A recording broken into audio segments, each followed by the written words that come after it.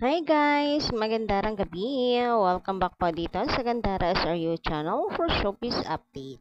Andito na naman nga po akong muli, nagbabalik ang nagmamaganda ninyong kachismosang Kimpaw upang magatid sa inyo ng latest update and fresh happenings patungkol po kay Kim Chiu and Paolo Avellino. And para nga sa gabing ito, tatalakayin natin at pag-uusapan ay hinggil po sa shooting ng Kimpaw and syempre sa vacation ng Kimpaw. Hindi maaaring hindi natin pag-usapan yan, lalo na't hanggang ngayon, wala pa rin malinaw. Malinaw kung saan nga ba nag-New Year si Kim and Paolo. Although gusto po natin na lubayan si Kim and Paolo kung saan sila nag-New Year, pero mukhang ngayon nasasagot na yung mga katanungan ng mga fans and ito yung kanilang pinag-uusapan ngayon sa SOCMED. So, makikitsika tayo mga kakimpaw. But before that, sa mga hindi pa po nakaka-subscribe dito sa ating channel, maaari lamang napindutin po ninyo ang subscribe button at notification bell para mag-updated po kayo at ma-notify tuwing may bago tayong chika at balita hinggil sa Kimpaw. Basta mga balita na may kinalaman po kay Kim Chiu and Paolo Avellino, sagot na po natin yan. So, unahin nga po muna natin pag-usapan ng tungkol sa movie ng Kim Pao. Guys, eto na yung pagkakataon nyo sa mga wala pong pambili ng ticket. Ang Kim Pao PH ay magpaparapol.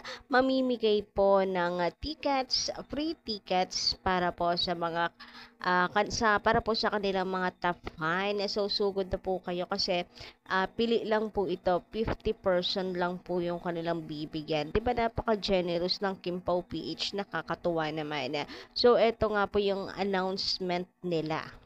To all top fans, may badge po ng Kim Pao PH. Paunahan po ito. We are giving 50 tickets slot for our block screening ng My Love Will Make You Disappear in SM Aura this coming February 15. So, ayan. Mechanics, share this post and mention your 5 friends po na pa-follow yung page. So, napakasimple lang naman po guys nung kanilang mechanics. I-share nyo lang yung kanilang page, magme-mention po kayo ng inyong 5 friends. Kung nahihiya kayo, miyembro ng pamilya nyo na lang, pwede po yun. Pa-follow at pa-follow ng page nila. Mag-message po agad if done. Sa 50 po na top 1 na may badge na mauuna po na gagawin ito, kayo po ang mabibigyan ng free tickets. Announcement of winner, 4 p.m. po today. Ay, late na pala, sayang. Pero malay nyo naman, hindi po agad nakuha yung 50 slot. Baka may time pa. Again, around Manila area na malapit po sa SM Aura. Para sure po nakasama at makakapunta po kayo.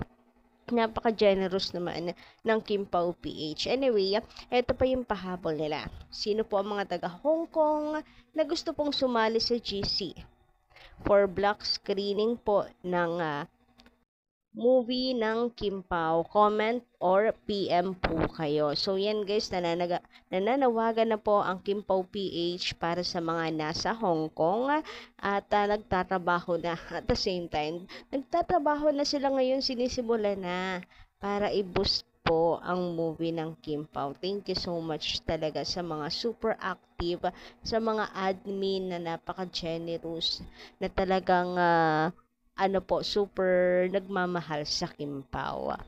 Samantala, napaka-busy naman ngayon ni Kim and Paolo kasi bukod sa may shooting sila, bukas, meron pa po silang pictorial. Nako, eto na yun. Nagsisimula na po ang busy-busy mode ng Kim Pao. Grabihan, ngayon palang nararamdaman ko na mga kakimpaw. Eto nga sabi po dito.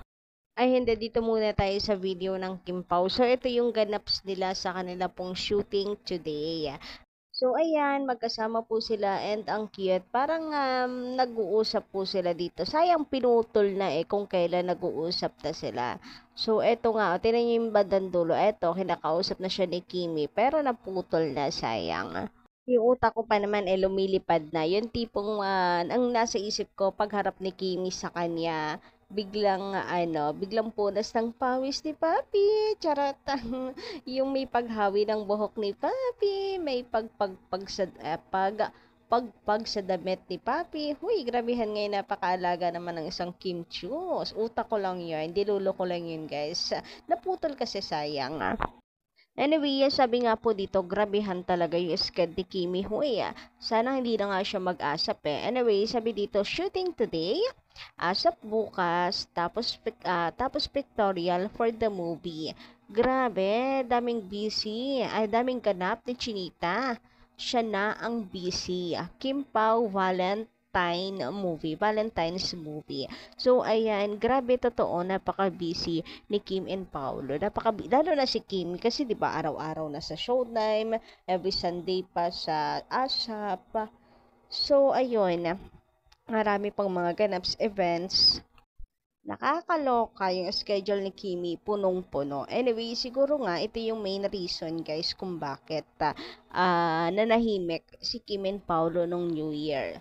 Kaya siguro sinulit nila yung kanilang vacation dahil ito na yung mangyayari after ng vacation, ng holiday, busy-busyhan na sila. Kaya sinulit talaga nila yung kanilang oras, yung kanilang pong panahon. And sure, magkasama yung dalawang yan. Naku, malakas talaga ang kutob ko na magkasama silang dalawa na sa isang tahimik na lugar ang Kim Pao. Dinala ni Paolo Avellino si Kimi sa tahimik na lugar, payapa, yung makakatanggal ng stress si Kimi, mag-e-enjoy siya dahil alam niya na magiging super busy na si Kim Chiu, and siya rin gusto niyang makita na na happy lang si Kimi, gusto niyang makita na nag-enjoy si Kimi, yung tipong walang kasamang trabaho yung ganaps nilang dalawa.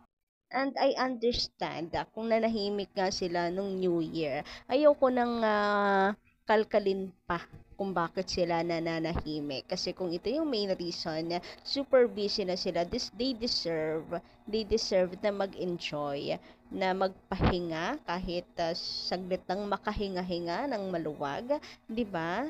So, ayun, I understand the reason kung bakit kinakailangan nilang tumahimik muna sa SOCMED, kumbaga magdamot muna sa mga fans ng update. Kung solohin muna nila ang isa't isa, hoy, solohin talaga. Sabi nga po guys dito, mula sa isa nating komentor, hindi naman maganda na pilitin silang sabihin. Personal na buhay nila yan. Hayaan natin magkaroon sila ng private time together. I'm just happy for them. O, diba? Sa true yan. Sa true po kayo dyan, JDL. O, JDL, lakas maka Joey De Leon. Charot lang. Pero, ayun, totoo. Hindi naman na obligasyon din ni Kim and Paolo ipaalam sa atin bawat kilos nila, diba? And hindi rin talaga maganda. As fun, nakukulitin po natin sila, pipilitin na sabihin yung mga personal na bagay na dapat kanila na lang dapat ibigay natin sa kanila. Samantala, sabi naman dito ni Miss Dingding Soledad, Madam ba? Paano ko ba kaya address? Anyway, shout out and Happy New Year. Thank you, Miss Gandara, sa mga bashers.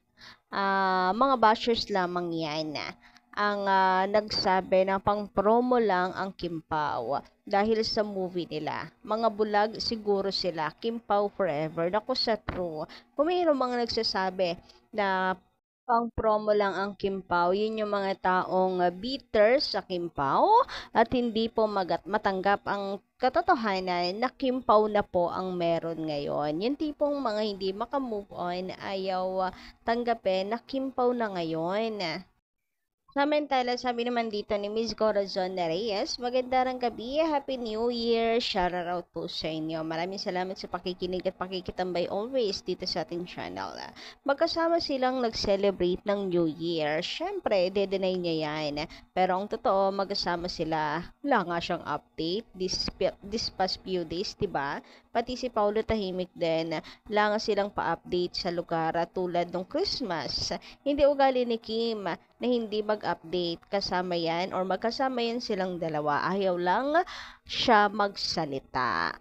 Anyway, hanggang dito lang muna guys ang ating update. Maraming salamat sa inyo pong pakikinig and kita-kits po tayo sa mga susunod nating balita. And sa mga bago lang at ngayon lang napapasyal dito sa ating channel, pakiclick lang po ng subscribe button at notification bell para mag-updated ka sa susunod nating balita. Maraming salamat!